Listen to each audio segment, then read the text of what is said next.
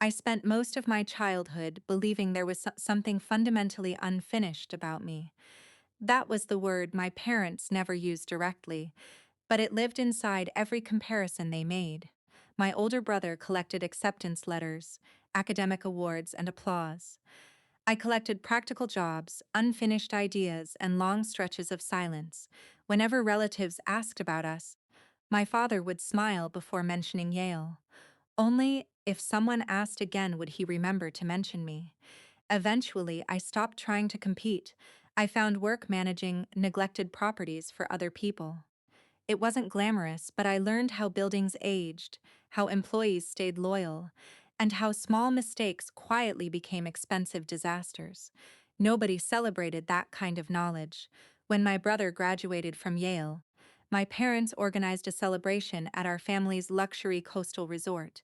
Guests arrived in tailored suits. Investors, local officials, business partners, and extended relatives filled the ballroom. Everyone seemed convinced they were witnessing the beginning of a dynasty. I stayed near the back, not because anyone asked me to, because that was where I had always belonged near the end of dinner.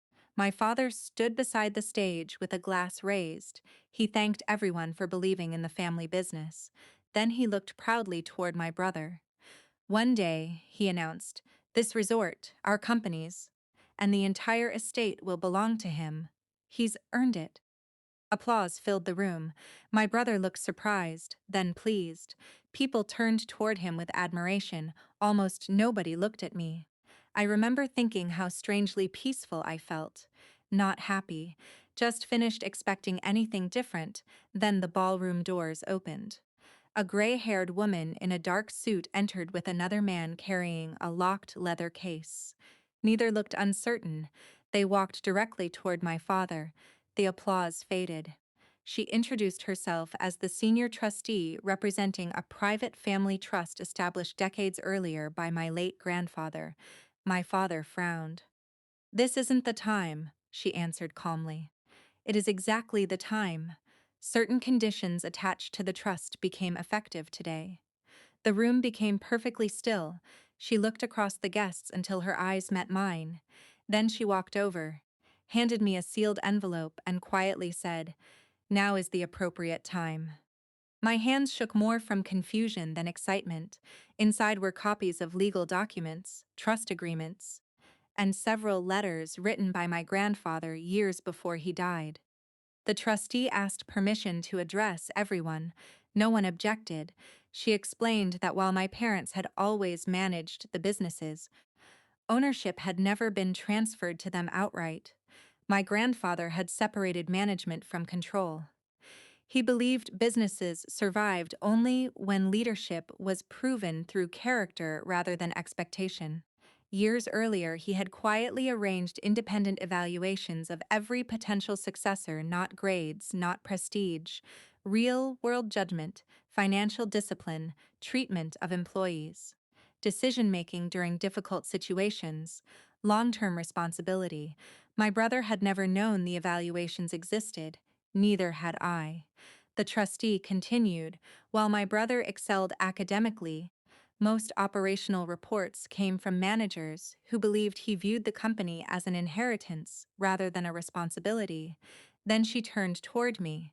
Without knowing it, I had spent years managing neglected commercial properties owned anonymously by the same trust. Every recommendation, every repair budget, every difficult staffing decision had been reviewed. When offered opportunities to cut costs through layoffs, I hadn't. When contractors suggested shortcuts, I refused. When profits fell, I reduced my own income before reducing anyone else's. I never knew anyone was watching. The trustee opened another folder. "My client's final instruction was clear," she said. "Controlling ownership passes to the individual who consistently demonstrated stewardship rather than entitlement." The room remained silent. My father looked genuinely confused. "I managed everything," he said quietly. "You managed it," the trustee replied. "You did not own it. No anger, no raised voices, just facts." Someone from the accounting firm standing beside her confirmed every document. A corporate attorney verified the trust, the signatures, the dates, the registrations, everything. For the first time in my life, nobody asked for my opinion, they asked for confirmation. My brother walked over after several long minutes. I didn't know, he admitted. I know, I answered. Neither of us smiled, neither of us argued. We had both been living inside different versions of the same family story. Mine told me I wasn't enough. His told him everything had already been decided. Both stories were wrong. People slowly left the ballroom. Conversations became whispers. My parents remained seated long after most guests had gone. My father finally looked at me without comparison, not with pride either, just uncertainty, as though he were meeting someone he had never bothered to understand. Weeks later, I accepted the responsibility of leading the business.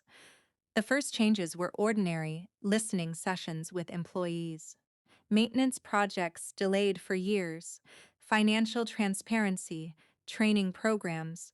Nothing dramatic. The resort didn't transform overnight, neither did my family. Some relationships remained strained. Others slowly became honest for the first time. I still keep my grandfather's final letter in my desk. The last line matters more than every legal document that came before it. Never mistake being underestimated for being unworthy. Sometimes the quietest person in the room has simply been building a life that doesn't need applause.